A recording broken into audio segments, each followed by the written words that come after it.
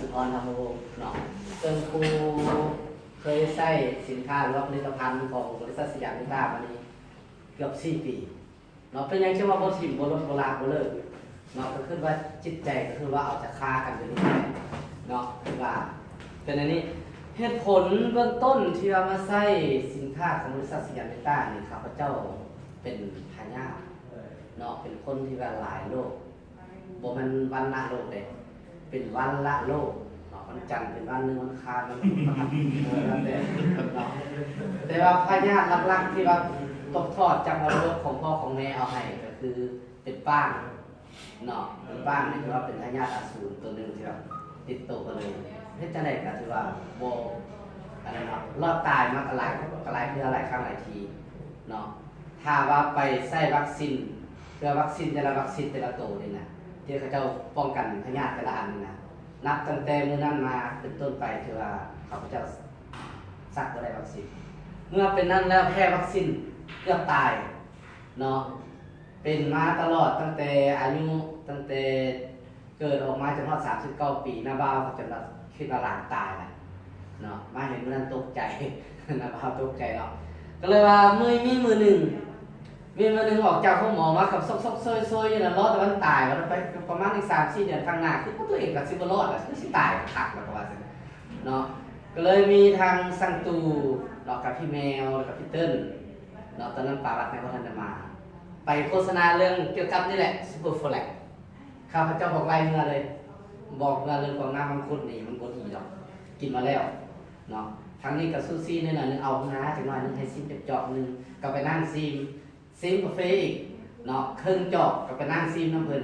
หลังจากซิมมาก็ไปนั่งฟังซื่อๆก็บ่มีอันใดที่จอยว่าปฏิกิริยาว่าจะให้เฮ็ดติดใจว่าสิมากินอันนี้หลังจากนั้นก็ไปนอนกลางคืนตื่นเช้ามารู้สึกว่าแอวนี่นะเนาะตอนนั้นที่ว่าลุกขึ้นมาแต่ละเทื่อต้องไปเฟื้อฝามีอากาศถามแต่ละมื้อว่าไหวบ่ปารอดบ่ก็ว่าสิได้นอนแต่ละมื้อนะก็ว่าไหวปากนี่ไหวแต่ว่าทางกายของเฮานี่มันบ่ได้ล่ะหลังจากมากินตื่นเช้ามารู้สึกว่าเบาตนเบาโตขึ้นเนาะเบาตนเบาโตขึ้นบ่ได้คิดหยังหลายมาเผยแพร่วันศุกร์วันพุธมื้อวันพฤหัสคิดพิจารณาวันศุกร์ยกเงินออกมาเลย1 แอมป์ตอนนั้นเป็นโกเนาะ1 โกได้มากำลังรักเสื่องไว้เนาะเอาไปเอาเมื่อนั้นก็มีตั้งแต่อันนี้เนาะคู่หนึงกับโกเจนแฮ็กหนึงไปรักเสื่องเงินส่วนที่เหลือ10 อัน18 อันน่ะถือว่าเอาไปเสื่องไว้เมียอย่าเมียให้เมียด่าได้ดิเนาะกินอะไรก็ผู้ใดมาโฆษณาอะไรก็ถือว่ากินเนาะหลังจากนั้นใส่มาประมาณ3 เดือนเนาะประมาณ3 เดือนรู้สึกว่าทุกสิ่งอย่างปกติจากที่รอวันตายอีกประมาณ4 เดือนจะคิดว่าสิบรอดนะกินมาได้3 เดือนจนมาถึงปัจจุบันนี้ได้3-4 ปีนี่แหละก็ยังมีชีวิตอยู่ย้อนพระคุณของสยามนิทราเนาะตัวนี้ถือว่าถ้าหากว่าท่านใดที่ว่ามีลูกมีหลานเป็นป้างหรือว่าพวกเป็นสร้างอะไรก็แล้วแต่เนาะที่ว่าข้าพเจ้าแนะนำให้มันกินตัวสกู๊ปแฟลกตัวนี้เนาะคันว่าผู้ใหญ่ขึ้นมาแน่นอนนึงก็ไม่ได้คู่กันกับ HB ตัวนี้ถือว่าประกัน100%เนาะเรื่องเกี่ยวกับป้างถือว่ามันบ่ได้เส้นเดือนแน่นอนเนาะแล้ววันนี้คือเป็นเรื่องใหม่ที่ข้าพเจ้า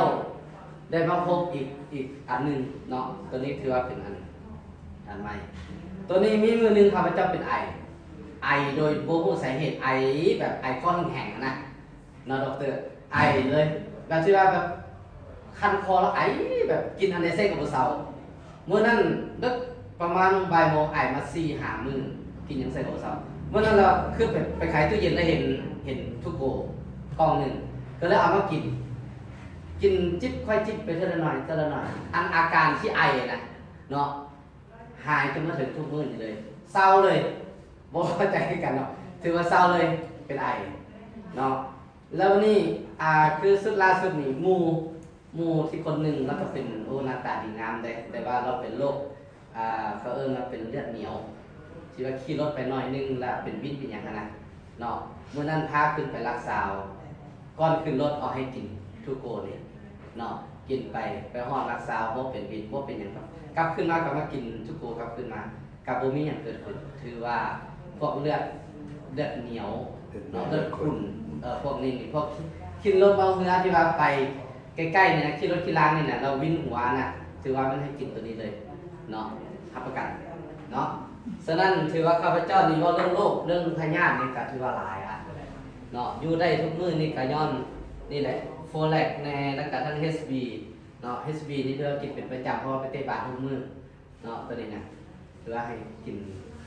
HB นี่เป็นประจำเนาะฉะนั้นถือว่าการแชร์ประสบการณ์ของข้าพเจ้ามานี่ก็ถือว่าขอจบนะขอขอบใจเนาะ